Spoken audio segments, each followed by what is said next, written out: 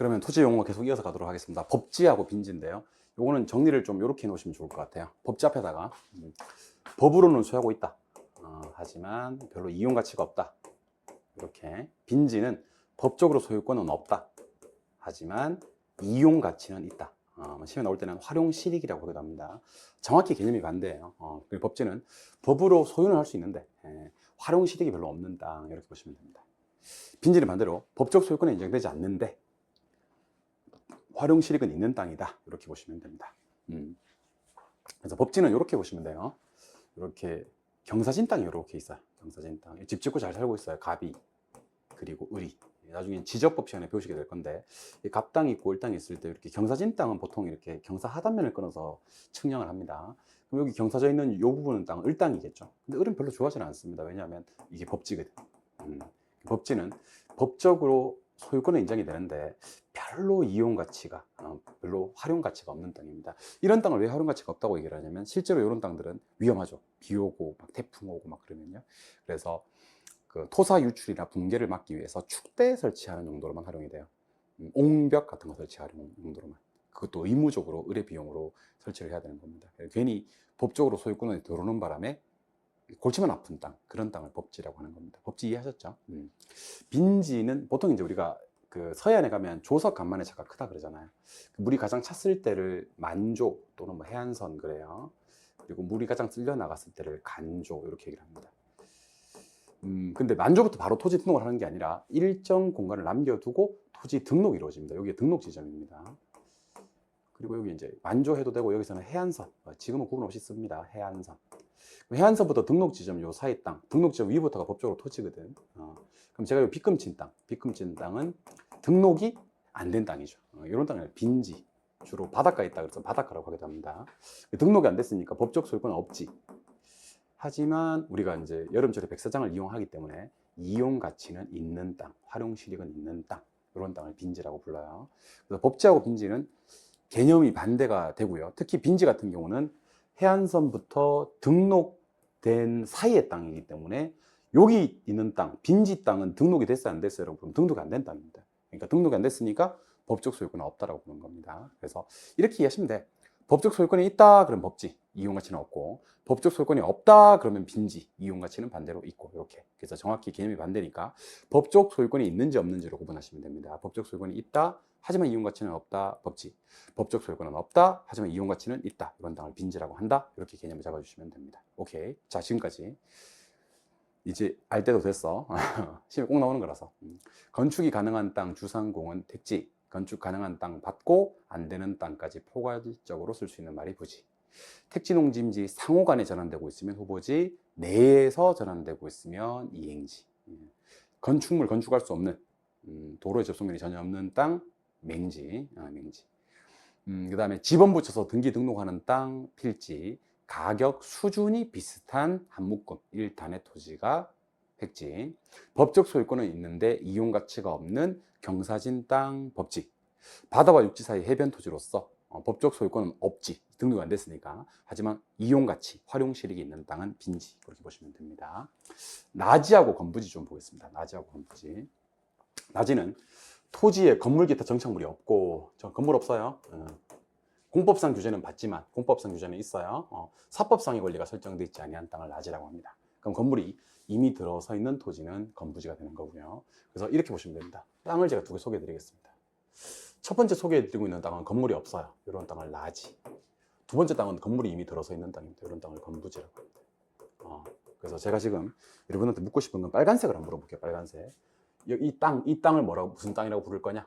건물이 없는 땅은 나지, 건물이 있는 땅은 건부지인데, 나지는 건물이 없는 땅 하셔도 되긴 한데, 조금 더 정확하게 얘기하면 건물도 없고 사법상의 제한이 없는 땅입니다. 우리 나중에 어떤 걸 배우시냐면 민법 시간에 공법, 사법 이런 거 배우신단 말이에요. 나중에 배울 거예요. 지금 이해 안 되는 건 그냥 편하게 들으시면 자동 해결되는 부분입니다.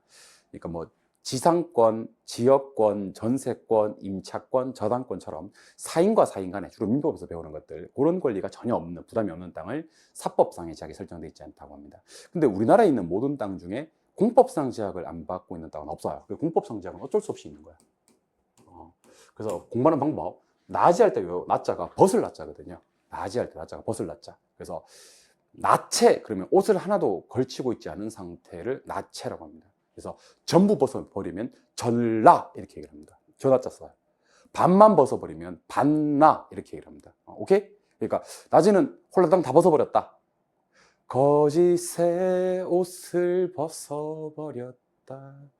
너무 옛날 노래인가? 아무튼 벗어버린 땅을 갖다 우리는 낮이라고 합니다. 낮이. 근데 뭘 벗어서는 안 돼?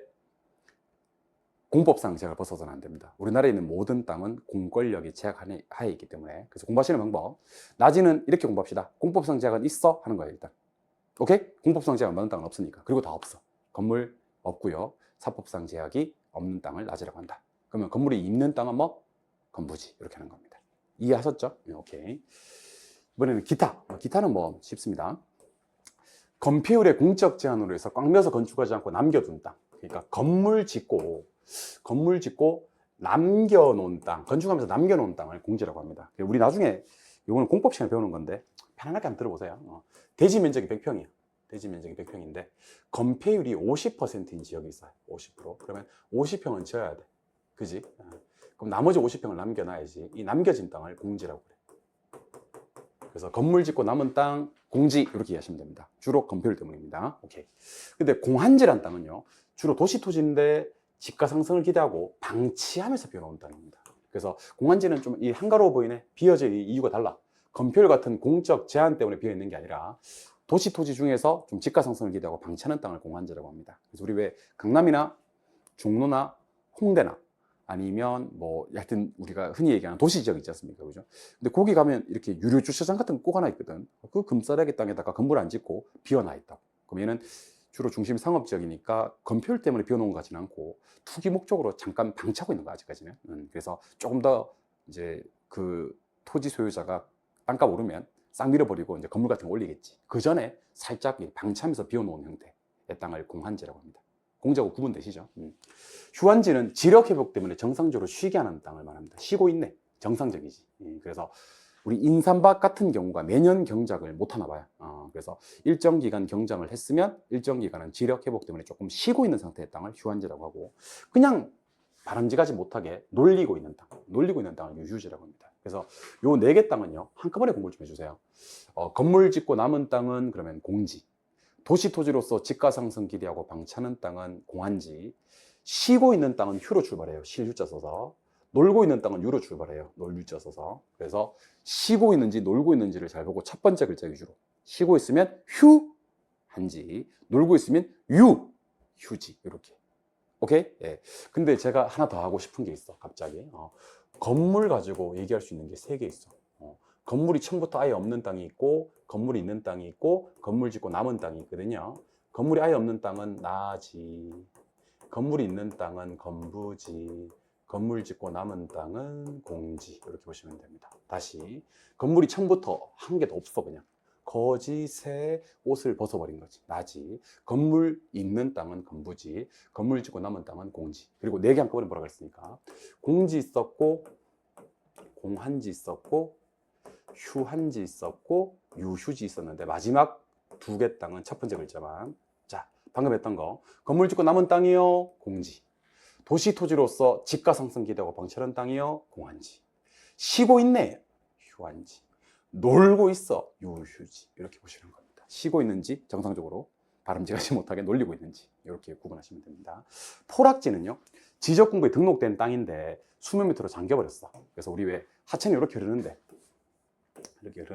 여기 갑이 농사 짓고 살고 있고 을이 농사 짓고 살고 있고, 당연히 농사 짓는 땅이니까 법적 소유권은 있고 등록도 됐겠지. 근데 하천이 범람한 상태, 그래서 수몇 미터로 잠겨버린 그런 상태의 땅을 포락지라고 하는 겁니다. 잠겼다라는 표현을 좀 기억하시고, 최근에 시험이 많이 나옵니다. 선화지는 고압전선 아래 토지니까 됐고, 소지, 개발되기 이전의 자연 상태 그대로의 토지를 소지라고 합니다. 소지는 그러니까 그대로, 상태 그대로 소박한 땅 이렇게 생각하시면 돼요.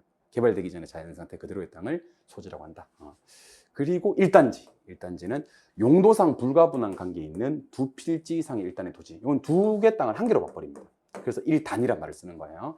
용도상 불가분한 관계에 있어서 2개 땅을 하나로 봐버리는 땅을 일단지라고 합니다. 그리고 표본지가 있고 표준지가 있는데, 우리 표본지는 공부하지 마시고 표준지만 공부하시는 거예요. 지가를 공시하기 위해서 땅을 선정을 합니다. 전국의 필지가 약 한 4천만 필지 정도 되거든요. 그 중에서 약 50만 필지를 갖다가 국토교통부 장관이 선정을 해서 매년 2월 말일까지 1월 1일 가격을 공시합니다. 그것의 이름을 우리는 표준지 공시지가라고 합니다. 그래서 이거는 뒤에 가서 배우는 거니까 저한테 표준지 공시지가라는 말을 2번만 따라해 주세요. 여러분들 제가 표준지 공시지가 했을 때 여러분들 저한테 표준지 공시지가를 따라해 주실 건가요? 어디 스터디 카페나 독서실입니까? 그러면 입모양만이라도 한번 해주세요. 여러분들 제가 좀 해달라고 할 때는 좀 해주셨으면 좋겠어. 알겠죠? 그러니까 어차피 우리가 아프면 병원 가지 않습니까? 그죠? 그래서 전문가를 찾아가서 의사가 하라는 대로 해야 되지 않습니까? 꼭 이렇게 의사가 하라는 대로 안 해가지고 나중에 병을 키워. 그래서 막 더 애를 먹는 경우가 있습니다. 그렇지 않습니까? 그러니까 우리 사회 생활을 하시면서 가장 좋은 방법은요, 내가 모르는 거에 대해서는요, 전문가에게 돈을 지불하고 비용을 지불하고 전문가의 의견을 갖다 100% 수행하시면요, 내가 모르는 분야에서는 그게 돈 값어치는 합니다. 여러분들. 그럼 여러분들은 지금 공인중개사 수업을 돈을 지불하고 거금을 냈지 벌써. 그래서 책을 받아서 지금 수업을 듣고 계시는 거지 않습니까? 그죠? 그리고 제가 수업 시작할 때 뭐라 그랬죠? 대한민국 1타 부동산 학개론 강사라 그랬잖아. 응? 1타. 아무나 하는 거 아니지. 알지? 그러니까 1타 강사가 따라 합시다. 그럼 한번 따라해 보는 거야. 응? 자, 두 분만 표준지 공시지가. 한 번 더. 표준지 공시지가. 그래서 입에 표준지 공시지가라는 말을 붙이세요. 표본지 공시지가라는 말은 없어. 그러면 나중에 표본지가 뜨면 어색하다니까. 그러니까 표준지 공시지가 한 다음에 자, 뭐를요? 지가를 뭐 하기 위해서? 공시하기 위해서 선정된 땅의 이름이 표뭐라고? 준지라고. 그래서 지가를 공시하기 위해서 선정된 땅은 표준지 하시면 되고, 따로 외울 필요가 없는 게 표준지 공시지가 몇 번 하다 보면 지가를 공시하기 위해서 선정된 땅은 표준지지 절대로 표본지가 아니라는 것을 알게 됩니다. 여기까지가 토지였습니다. 오케이, 잘 보시고. 건축이 가능한 땅 주상공은요, 택지. 가능한 땅 받고 건축이 안 되는 땅에도 포괄적으로 쓸 수 있는 바닥 토지는 부지. 택지 농지 임지 상호간에 전환되고 있으면 후보지. 택지 농지 임지 내에서 전환이 되고 있으면 이행지. 지번 붙여서 등기 등록하는 땅은 필지. 가격 수준이 비슷한 한 묶음의 땅은 획지. 따라오시고 계신 거 맞죠? 예. 건축물을 건축할 수가 없어요. 다른 토지에 둘러싸여 가지고요. 도로에 접속면이 전혀 없는 땅 맹지. 좋아요. 법적 소유권은 있는데 이용 가치가 별로 없어. 경사진 땅, 법지. 법적 소유권은 없는데 활용 가치, 이용 가치가 있어. 그런 땅은 빈지. 거짓의 옷을 벗어버리는 거야. 건물 없고 사법상 제약이 없고 공법상 제약만 있는 땅은 나지. 건물 이미 들어선 땅, 건부지. 요거 가지고 우리 3개 공부했죠. 건물 없으면 나지, 있으면 건부지, 건물 짓고 남은 땅은 공지. 또 공지가 여기 또 한 번 더 해보자. 공지 있었고 공한지 있었고 첫 번째 글자 휴로 출발하는 휴한지, 첫 번째 글자 유로 출발하는 유지가 있었습니다. 건물 짓고 남은 땅은 공지. 도시 토지 중에서 집가 상승이 되고 방치하는 땅은 공한지. 정상적으로 지력 회복 때문에 쉬게 하는 토지는 휴한지. 바람직하지 못하게 놀리는 땅은 유휴지라고 그랬습니다. 지적 공부에 등록된 땅인데 하천으로 변해버린, 수면 밑으로 잠겨버린 땅은 포락지. 개발되기 이전의 자연 상태 그대로의 토지는 소지. 용도상 불가분한 관계라서 두 필지 이상을 1단으로 하나로 봐버리는 땅은 1단지. 지가를 공시하기 위해서 선정된 땅은 표준지. 이렇게 하시면 되는 겁니다. 아시겠죠? 오케이. 그러면 저랑 교환 보면서 기출문제 한번 보겠습니다. 기출문제. 제가 가지고 온 기출문제는 최근 4개년 기출문제고요. 기출문제 중에서 빼고 가져온 건 없습니다. 다 가져왔습니다. 그래서 혹시 잘 안 풀린다 하더라도 일단 넘어가셨다가 후일을 도모해 보시고요. 잘 풀리는 사람들은 부동산학 개론 감각은 좀 좋은 편이다 라고 하시면서 따라오시면 좋겠습니다. 물론 첫째 시간에 수업하는 내용은 조금 쉬워요. 그래서 맞다 이렇게 판단, 안 맞다 이런 판단은 조금 있다가 한 몇 줄 수업 들으시고 그렇게 판단하시면 좋을 것 같습니다. 1번 갑니다. 택지 내에서, 여러분들 상호간에 바뀌면 후보지고요. 내에서 바뀌면 뭐라 그랬죠? 이행지. 택지 내에서, 농지 내에서, 임지 내에서 이행지. 그래서 이거 이행지 맞습니다. 참고로 상호간은 후보지입니다. 지번 붙여가지고요. 등기 등록하는 땅. 등록하는 땅은 뭐요? 필지. 가격 수준이 비슷한 땅을 뭐라고요? 획지. 낮이는 보세요. 건물 짓다가 남겨둔 땅. 이 건물 가지고 우리 3개 했었어. 건물 없는 땅, 건물 있는 땅, 건물 짓고 남은 땅. 할 때마다 할 거야. 누가 이기는지 보자. 건물 없는 땅은 나지. 건물 있는 땅은 건부지. 건물 짓고 남은 땅은 공지.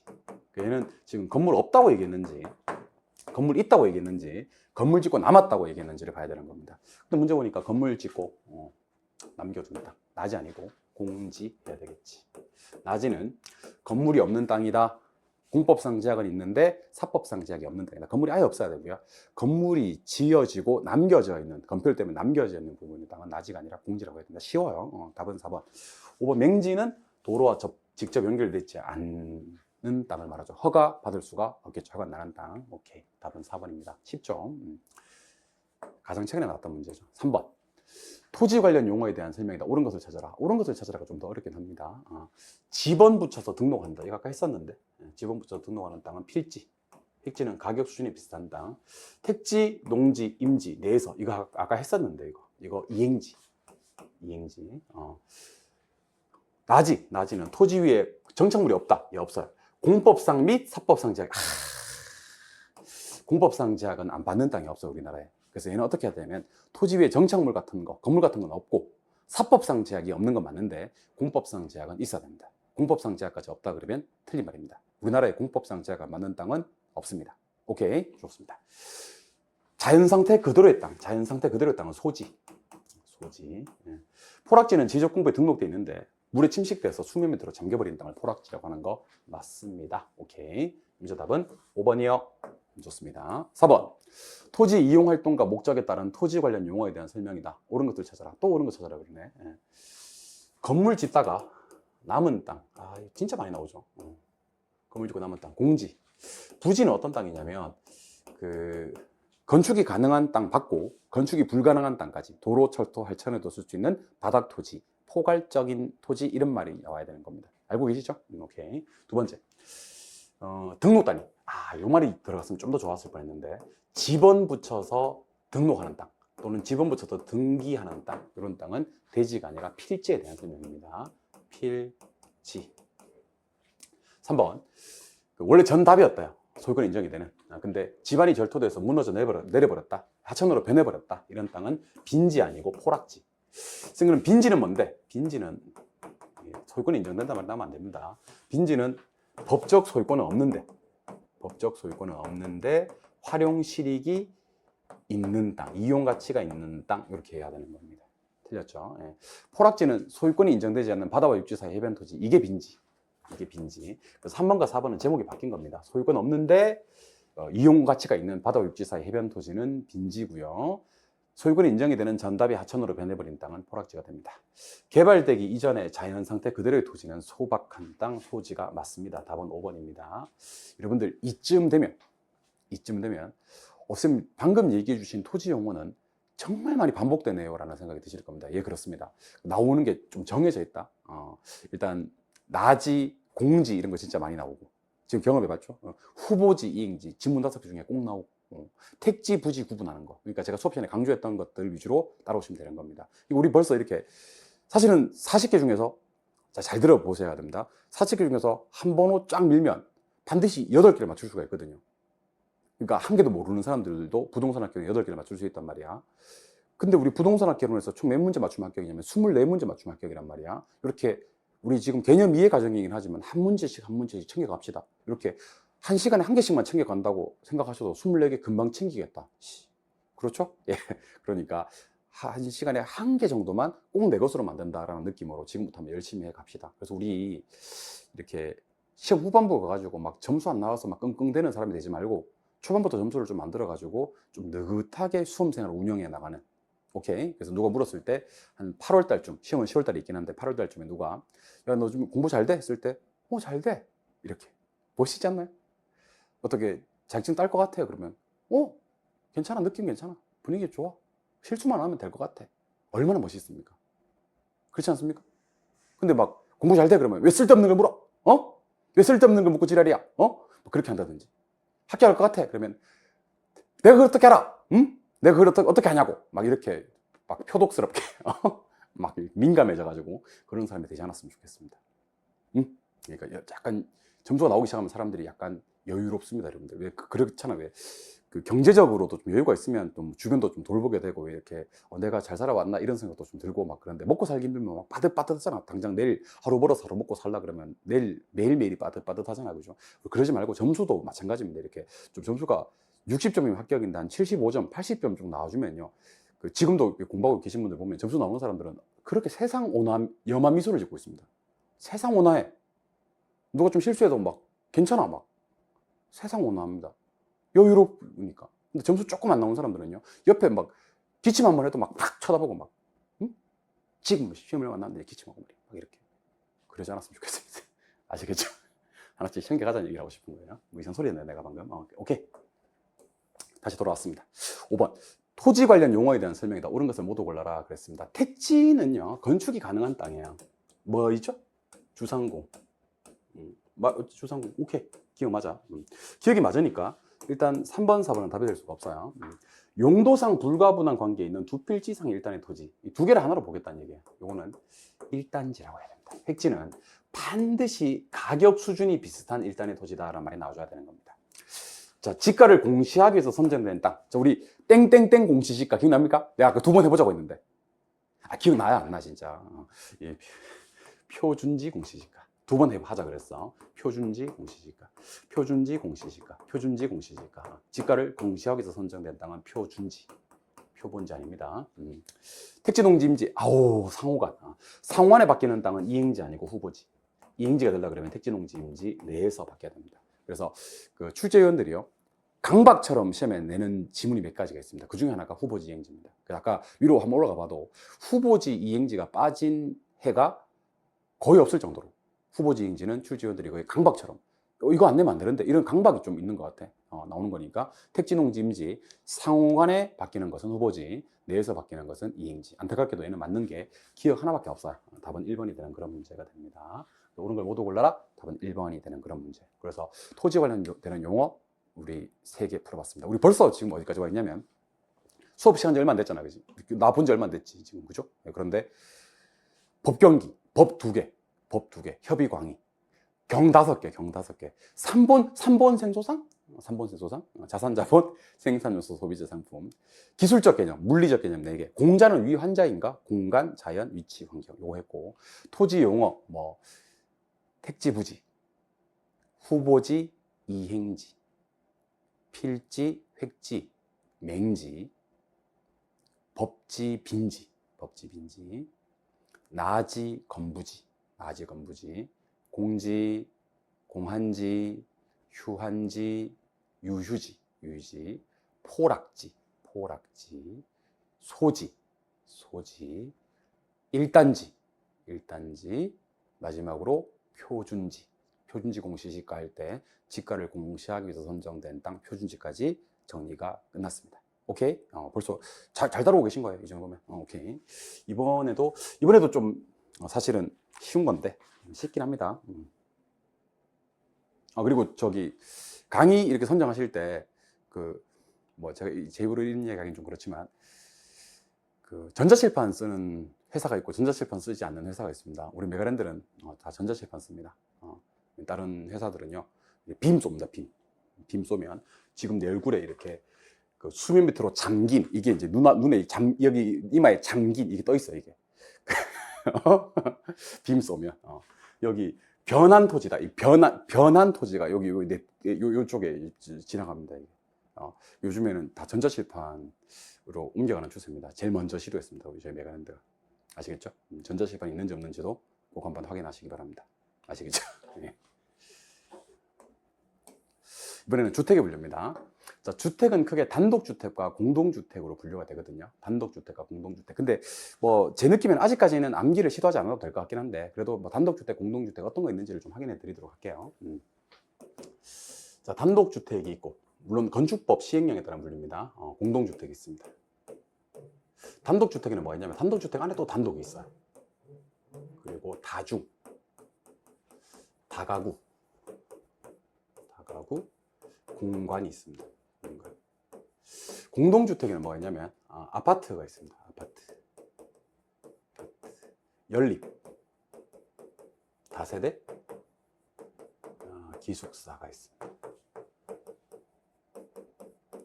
기숙사. 그래서 여러분들 이렇게 두 개를 비교해야 되는 경우가 있습니다. 지금처럼 단독에는 네 가지가 있고 공동에는 네 가지가 있다. 근데 공교롭게 우리 시험은 오지선다입니다. 그러면 만약에 시험 좀 쉽게 나온다면 다음 중 단독주택 아닌 것을 찾아라. 그러면 요거 네 개 내놓고 하나 섞는 경우 있겠지. 오케이? 그리고 반대로 공동주택이 아닌 것을 찾아라. 그러면 요거 네 개 내놓고 위에 거 하나 싹 섞는 경우가 있겠지. 그리고 특히 보니까 요거 다 세대하고 다 가구 이런 건 좀 헷갈린데 여기 또 다중도 있고 막 그렇네. 그지? 다로 시작되는 게 세 개야. 아까 우리 자로 시작되는 거 세 개 있었잖아. 자산, 자본, 자연. 기억나시죠? 예. 그래서 자산과 자본은 3본이니까 경제적 개념이었고 자연은 기술적 개념, 물리적 개념이라고 했지 않습니까? 그죠? 이런 것들은 좀 조심하는 게 좋아요. 그죠? 예, 그러니까 제가 암기 코드 좀 알려드리도록 하겠습니다. 그러니까 제가 다시 한번 강조합니다. 요거는 처음부터 그렇게 하는 게 좋아. 제가 한 번씩 이렇게 수업하면서 암기 코드를 알려드리면 수업 듣다가 뭐라고 하냐면 이런 사람 자기도 모르게 나오는 거지. 자기도 모르게 이런 사람들이 있습니다. 유치하다는 거지. 아니 어떻게 저걸 저딴 식으로 하느냐는 거지. 근데 나중에는 암기 코드 없이는 아무것도 할 수 없는 사람이 됩니다. 좋은 말로 할 때. 좀 좋게 얘기하잖아, 그지? 나 지금 웃고 있어? 좋은 말로 할 때. 선생님이 알려주는 암기 코드 갖다가 좀, 저렇게 외우라고 하는 거구나. 저놈도 참 먹고 산다고 고생이 많네.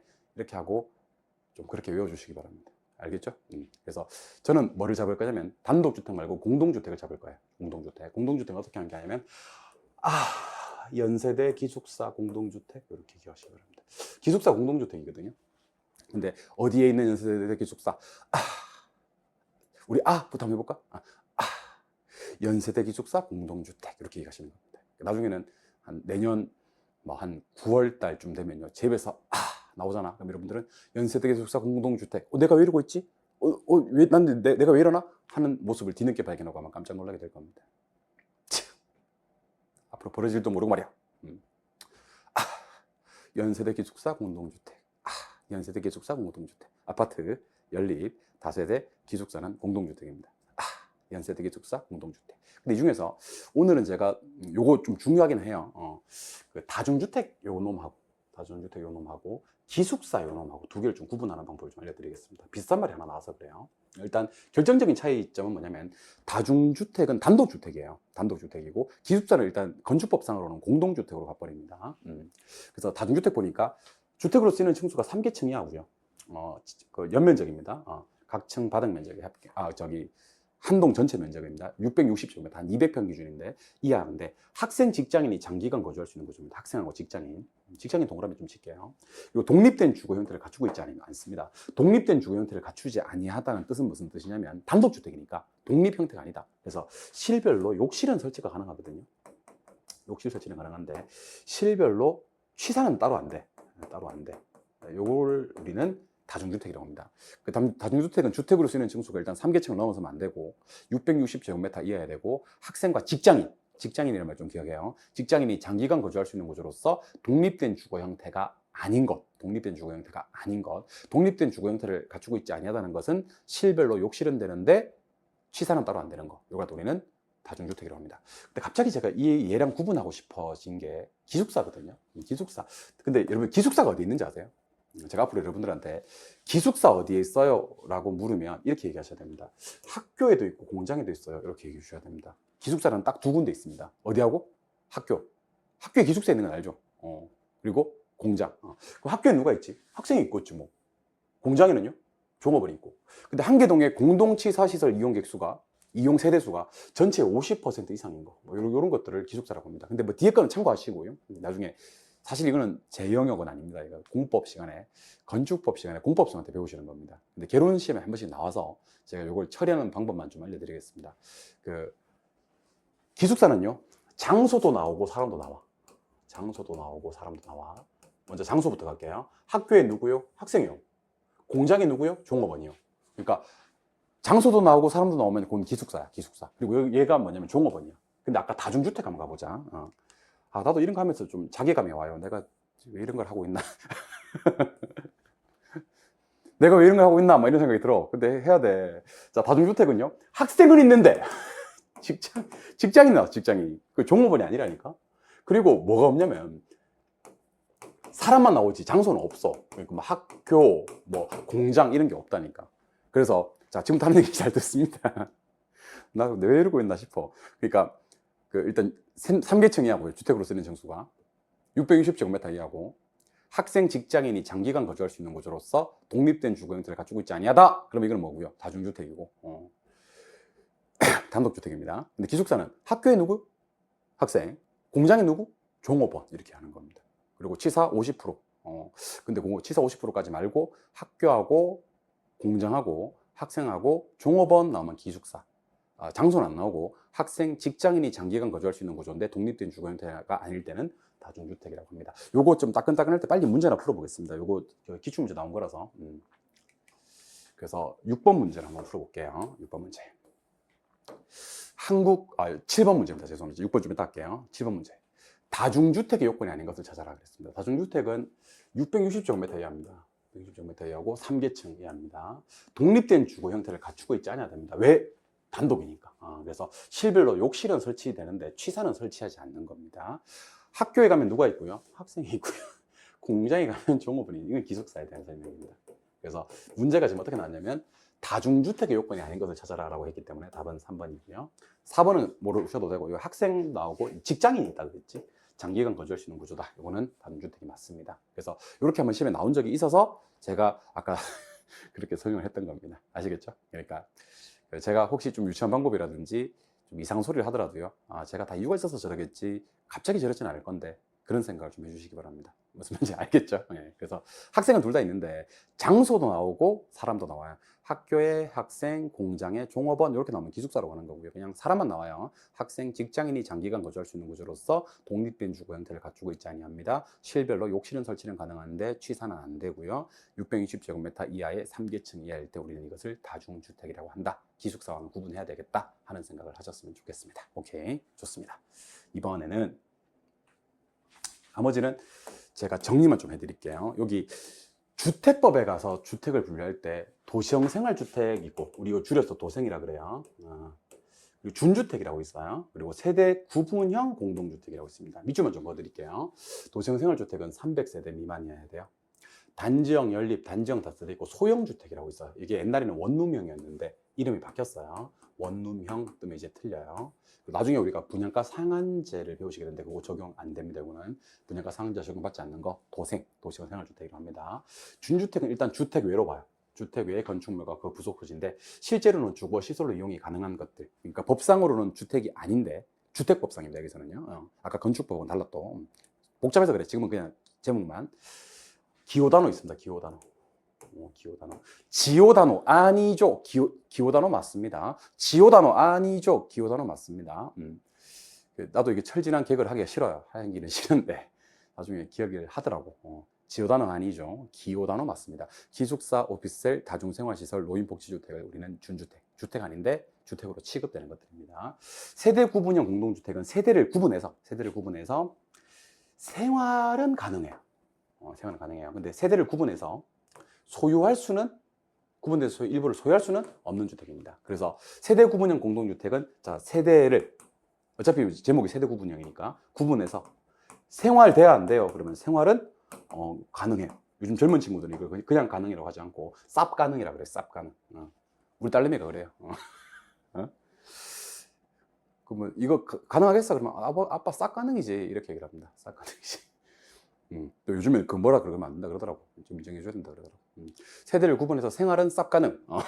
세대를 구분해서 소유할 수는 쌉 불가능. 쌉 불가능은 없는 말 같긴 한데 하여튼 쌉 불가능 이렇게. 그래서 세대를 구분해서 생활만 가능하고 구분 소유할 수 없는 주택을 세대 구분형 공동주택이라 그래요. 그래서 주택법상의 주택 세 가지를 더 추가하시면 300세대 미만이고 분양가 상한제 적용받지 않고 단지형 연립, 단지형 다세대, 소형주택으로 구분될 수 있는 건 도시형 생활주택, 줄여서 도생이라고 합니다. 주택 외의 건축물이나 그 부속 토지로서 실제로는 주거시설로 이용이 가능한 기호단호, 기숙사, 오피스텔, 다중생활시설, 노인복지주택은 준주택. 그리고 세대를 구분해서 생활은 싹 가능, 구분 소유할 수는 없는 거, 이걸 세대 구분형 공동주택이라고 합니다. 하실 수 있겠죠? 좋습니다. 부동산업의 분류. 부동산업의 분류입니다. 자, 부동산업은요, 크게 두 가지로 나뉘어집니다. 이건 형광펜 좀 처리할게요. 부동산업은요, 임대 공급업과 관련 서비스업이 있습니다. 임대 공급업은요, 또다시 임개공이 있고요. 관련 서비스업은 관, 중자, 감이 있습니다.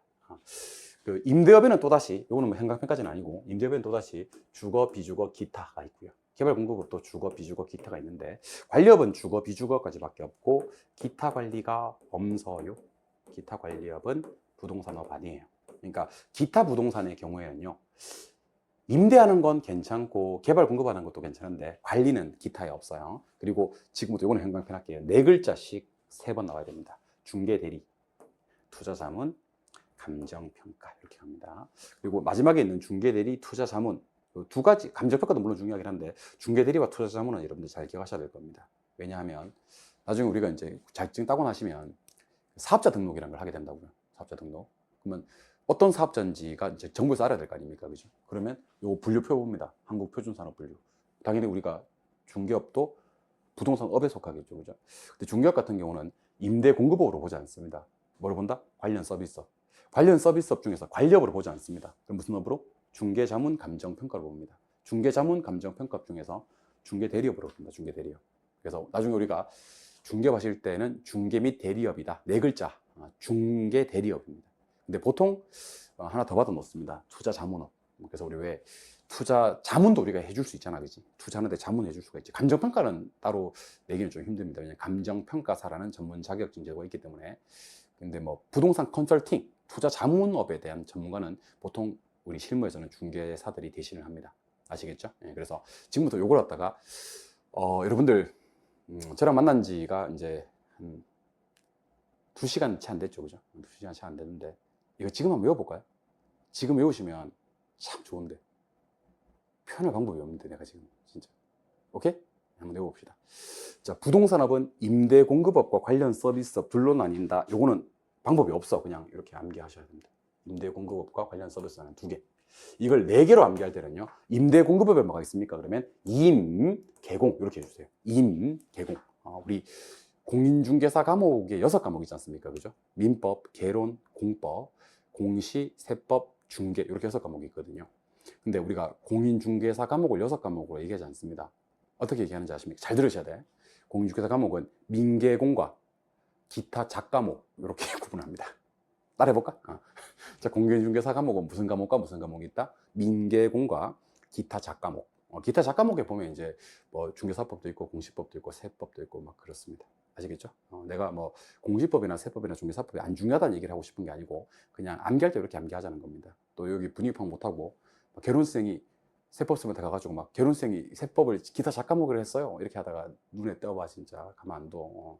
자, 그 공인중개사 과목은 민개공과 기타 작과목. 그러니까 부동산업에는 임대공급업과 관련 서비스업이 있는데 임대공급업은요 민개공 아니고 임개공 이렇게 한번 남겨봅니다. 임개공. 임개공이 뭐냐면 임대업하고 개발공급업이 있는 거예요.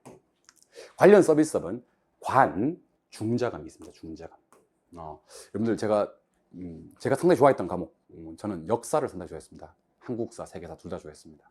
아직까지도 제가 연도 물으면 요즘은 많이 까먹었는데도 불구하고 연도는 제가 잘 합니다, 여러분들. 연도 1884년 갑신정변 이런 거. 이거 좀 쉬운 건가? 1882년 이모군란 이런 거.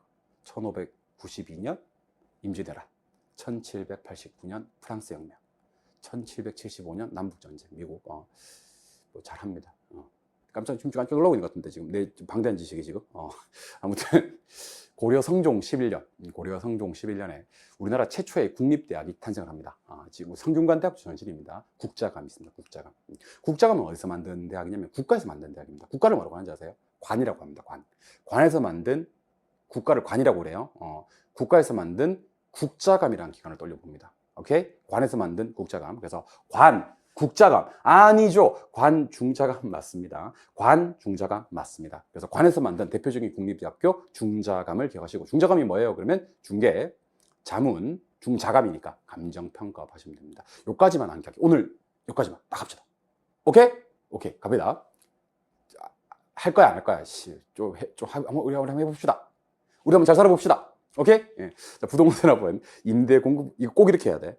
완전 2문자만 따면 안 돼요. 제가 하라는 대로 하셔야 됩니다. 부동산업은 임대공급업과 관련 서비스업이 있어. 여기까지는 해야 돼. 주관식으로. 임대공급업과 관련 서비스업이 있어. 임대공급업은 임개공, 개공을 한 번에. 그리고 관, 중자감, 중자감 한 번에. 그래서 임이 뭐야? 그러면 임대. 개공이 뭐야? 그러면 개발 공급. 관이 뭐야? 관리. 중자감이 뭐야? 중개, 자문, 감정, 평가. 그리고 세 가지만 더. 중자감이 뭐 있어요? 그러면 중개, 대리, 투자, 자문, 감정, 평가. 네 글자씩 세 번 해주셔야 됩니다. 중개, 대리, 투자, 자문, 감정, 평가. 이렇게 해주셔야 됩니다. 자, 보지 말고 한번 해볼까? 자, 보지 말고. 좋습니다. 지금 채통을 좀 지키고 수업을 하도록 하겠습니다. 내가 너무 흥분했네, 지금. 그죠? 예, 좀 부드럽게. 말도 좀 빨라지고 너무 흥분한 것 같아요. 우리 수험생들 중에서 저한테 이런 얘기를 하신 분들이 계십니다. 이종호는 강의는 잘한 것 같은데 정신없다, 이렇게. 정신없는 거 싫어하는 분들이 계시더라고요. 예, 정신 있게 만들어 드리겠습니다. 천천히. 정신 있나요? 자, 부동산업은 임대공급업과 관련 서비스업이 있습니다. 임대공급업은 임, 개공. 관련 서비스업은 관, 중자감. 임은 임대 얘기하는 거예요. 개공은 개발공급업 한꺼번에.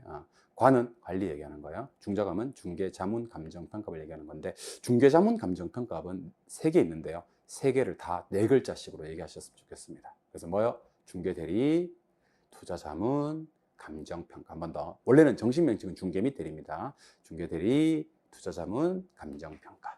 그래서 요거 이제 싹 지울 테니까 칠판 한번 바라봐 주시기 바랍니다. 저기 오늘 나눠드렸던 문제 6번만 꺼내보세요. 6번 보시니까, 자, 부동산 한국표준산업분류상 관련 서비스업에 해당하지 않는 걸 찾아봐라 그랬네요. 관련 서비스업에 해당하지 않는 걸 찾아봐라 그랬습니다. 자, 일단 갑니다.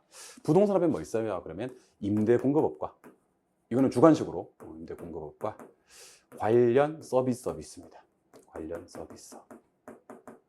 임대공급업에는 뭐가 있어요? 그러면 임, 개공. 관련 서비스업에는 뭐가 있어요? 그러면 관에서 만든 국자감. 아니죠. 중자감 맞습니다. 중자감에 대해서 얘기를 좀 한번 해볼까요? 중개 대리가 있었고요. 대리. 투자 자문이 있었어요. 투자 자문. 감정 평가가 있었습니다. 근데 지금 문제가 어떻게 나왔는지 봐야 됩니다. 관련 서비스업. 이거에 해당되지 않는 걸 찾아라. 이거 관련 서비스업에. 그러니까 그 관련 서비스업에 뭐가 있냐면 관중자가 있거든. 그래서 뭐 관리업 있는 거 맞고요. 그 다음에 중개 대리, 투자 자문 이런 거 있는 거 맞아. 하나 더 하면 감정 평가가 있습니다. 근데 개발 공급업은 이거 임개공 얘기하는 거예요. 개발 공급업은 이 임대 공급업이지 관련 서비스업이 아니란 얘기야. 그래서 답이 4번입니다. 그래서 이 문제는요, 관중자가 물은 거예요, 임개공 물은 거예요? 관중자가 물은 거예요. 관리 나와야 되고요. 중개 대리, 투자 자문, 감정 평가업이 나와야 되는 겁니다. 중개 대리, 투자 자문, 감정 평가업이 나와야 되는 겁니다. 임개공이 나와서는 안 돼요. 임대라든지 개발 공급업은요, 임대 공급업이지 관련 서비스업이 아닙니다. 그래서 좋은 말로 할 때 부동산업에는 무슨 업과 무슨 업이 있고, 임대 공급업과 관련 서비스업이 있고, 임대 공급업에는 뭐가 있어요? 임, 개공. 관련 서비스에는 뭐가 있어요? 관, 중자감. 중자감에는 뭐가 있어요? 중개 대리, 투자 자문, 감정 평가업이 있다. 이렇게 얘기를 하시면 되는 겁니다. 무슨 말인지 이해는 하셨죠? 그죠? 예, 오케이. 이렇게 해서 또 우리 한 개 파트를 해결했고요. 원래는 총론을 끝내야 되는데 총론은 조금 쉬셨다가 마지막으로 우리 토지 특성 나왔습니다. 이제 우리가 지금까지 수업했던 거 복합 개념의 부동산 법경기 했고요. 오케이. 두 번째는 토지 용어 다 정리해 드렸고요. 주택 용어 중에서 단독주택과 공동주택 구분하는 방법과 단독주택이 있었던 다중주택과 공동주택에 있었던 기숙사 해결하는 방법 좀 알려드렸고, 부동산업의 분류를 아직까지는 제가 한 70%만 한 거예요. 부동산업에 임대공급업과 관련 서비스업이 있고, 임대공급업은 임개공, 관련 서비스업은 관중자감, 중자감에는 중개대리, 투자자문, 감정평가업이 있다. 여기까지를 진행했습니다. 좀 쉬었다가 이어서 진도 나가보는 시간 갖도록 하겠습니다. 쉬겠습니다.